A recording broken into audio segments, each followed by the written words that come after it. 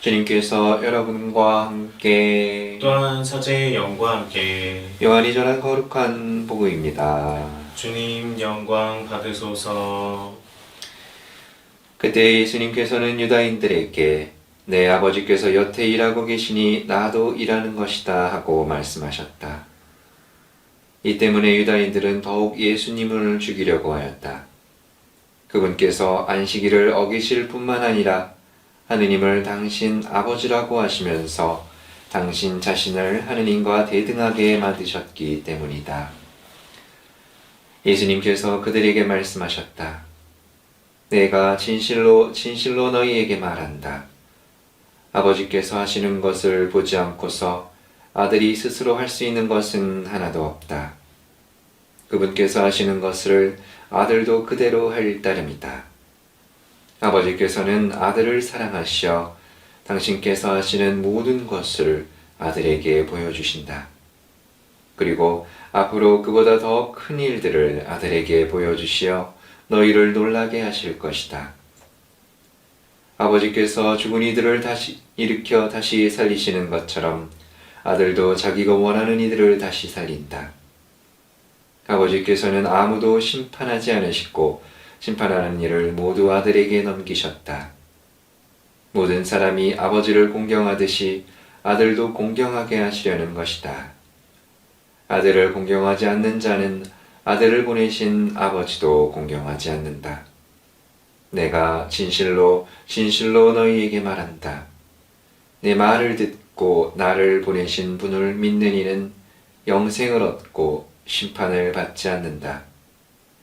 그는 이미 죽음에서 생명으로 건너갔다.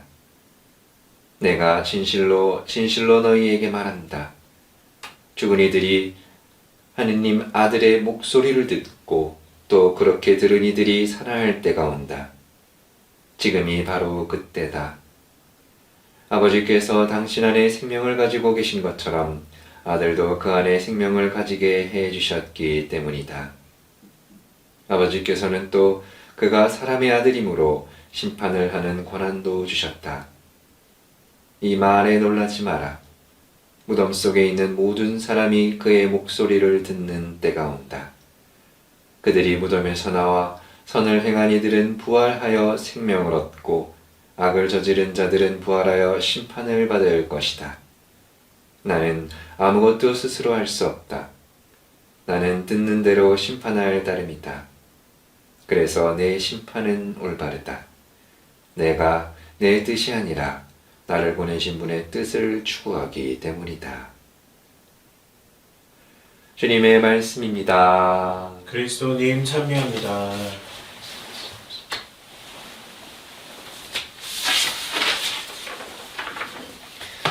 찬미 예수님, 참 예수님. 어제 화요일의 복음에서 예수님께서는 무려 38배나 알터니를 낫게 하시자 유다인들은 예수님을 박해하기 시작했죠.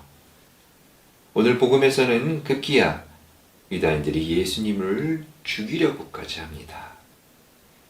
분명히 아픈 사람을 낫게 하시고 살려주시는 좋은 일을 했는데 사람들은 예수님을 박해하고 해치려고만 하니 이상할 뿐입니다. 도대체 그 이유는 무엇이었을까요? 첫째로 예수님께서 안식일을 자꾸만 어기시고 치료행위, 의료행위를 곧 일을 하셨다는 겁니다.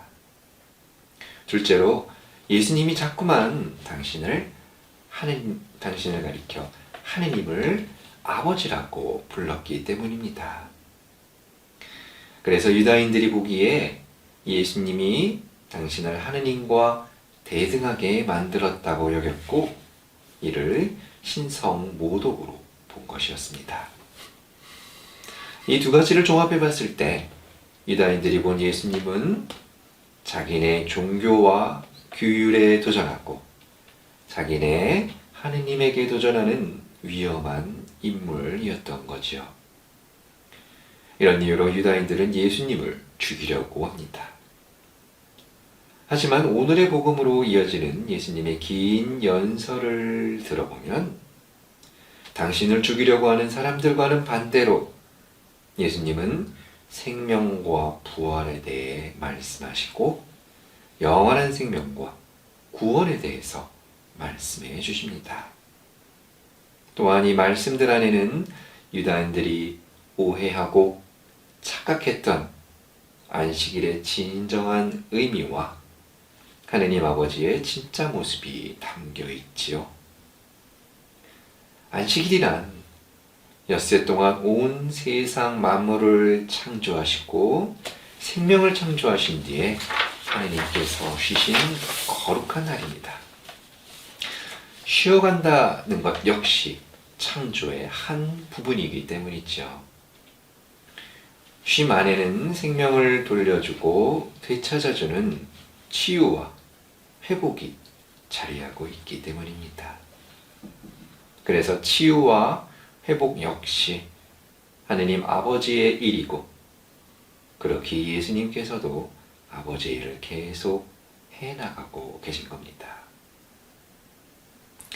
이처럼 생명을 주시고 쉬게 해주시고 낫게 해주시는 분을 아버지라고 불러야 하는 게 마땅함에도 유다인들은 그 아버지를 인간이 감히 가까이 할 수 없는 높은 곳에 먼 곳에 유폐시켜 놓은 채 무섭고 딱딱한 신으로 심판과 징벌의 신으로만 믿고 있었던 겁니다.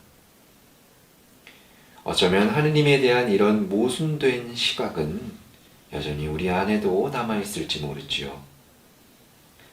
아버지라는 그 단어로 인해서 그 말 안에 남겨진 가부장적이고 권위적인 느낌 때문에 하느님 아버지와 우리 사이가 멀어질 수도 있기 때문입니다. 그래서 오늘의 첫 번째 독서는 하느님의 이미지를 부성애와 모성애 모두를 지니고 계신 사랑과 자비의 하느님으로 보여주고 있는 것입니다. 여인이 제 젖먹이를 잊을 수 있느냐? 제 몸에서 난 아기를 가엾이 여기지 않을 수 있느냐? 설령 여인들은 잊는다 하더라도 나는 너를 잊지 않는다. 이렇게 아버지의 마음으로 그리고 어머니의 마음으로 혹은 우리가 미처 헤아릴 수 없는 그 이상의 마음으로 우리를 기억하시는 하느님의 사랑 안에 푹 잠기는 하루 보내시기를 기도하겠습니다.